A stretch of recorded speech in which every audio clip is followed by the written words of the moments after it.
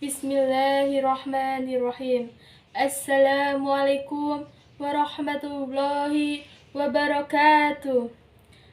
Selamat siang, salam sejahtera untuk kita semua. Yang terhormat Dekan Fakultas Kependidikan dan Ilmu Pendidikan Universitas Islam Blitar.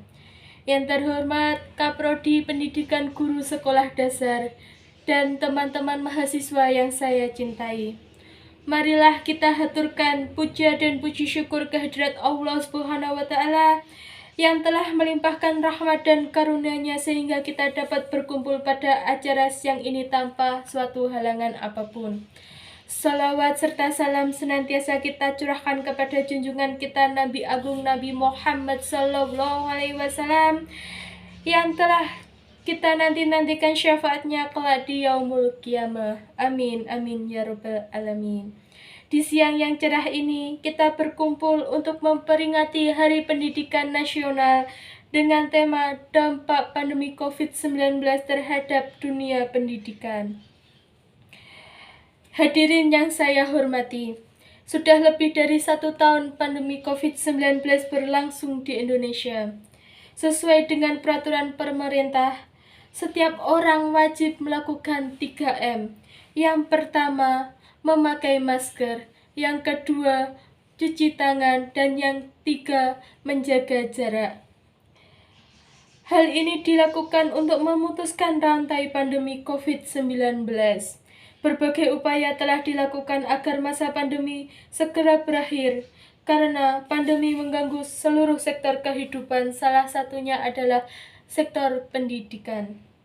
Apabila membahas tentang dunia pendidikan, maka akan membahas suatu masa depan bangsa. Melihat dari kacamata umum sekarang ini, pandemi COVID memang banyak menimbulkan ancaman bagi dunia pendidikan. Namun, dapat dilihat dari sudut pandang yang berbeda, sehingga ancaman dapat diubah menjadi dampak peluang untuk memajukan dunia pendidikan. Hadirin yang berbahagia, pandemi COVID-19 telah mengubah dunia pendidikan, mulai dari pembelajaran di mana dilakukan pembelajaran dengan tatap muka. Namun, sejak pandemi COVID dilakukan dengan di rumah saja atau daring. Guru, siswa, dan orang tua dituntut untuk bisa menghadirkan proses pembelajaran yang efektif dan aktif, walaupun dilaksanakan di rumah masing-masing. Pandemi COVID-19 yang begitu banyak berdampak negatif juga berdampak positif bagi dunia pendidikan di Indonesia. Dampak positif ini juga dapat memotivasi melalui masa-masa sulit untuk terus mencapai tujuan pendidikan Indonesia yang lebih maju. Beberapa dampak positif diantaranya, yang pertama, memicu percepatan transformasi pendidikan. Pemerintah telah memperlakukan sistem pembelajaran jarak jauh atau yang disebut dengan pembelajaran daring.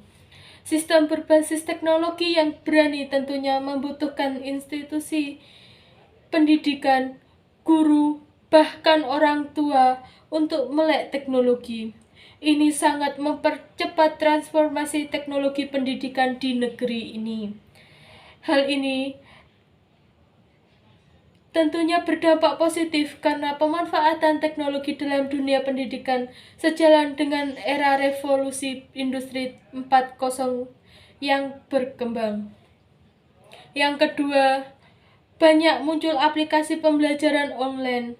Akselerasi transformasi teknologi pendidikan akibat pandemi COVID-19 telah melahirkan berbagai platform program pendidikan online untuk mendukung pembelajaran yang berani. Banyak program studi online menjadikan pembelajaran lebih efektif. Aplikasi belajar online dikembangkan dengan menyediakan fitur-fitur yang memudahkan pembelajaran online, seperti Zoom Meeting, Google Meet, Softeam, dan lain sebagainya.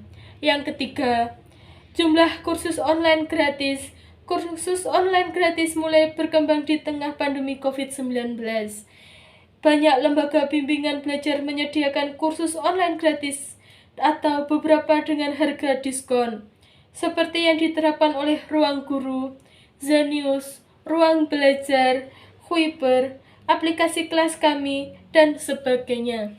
Yang keempat, munculnya kreativitas tanpa batas. Pandemi COVID-19 telah memunculkan ide baru. Ilmuwan, penelitian, dosen, bahkan mahasiswa mencoba eksperimen untuk menemukan kreativitas baru dan menghadirkan proses pembelajaran yang efektif dan efisien sehingga dapat melaksanakan proses pembelajaran yang menyenangkan dan tidak membosankan. Yang kelima, siswa dapat diawasi oleh orang tua secara langsung.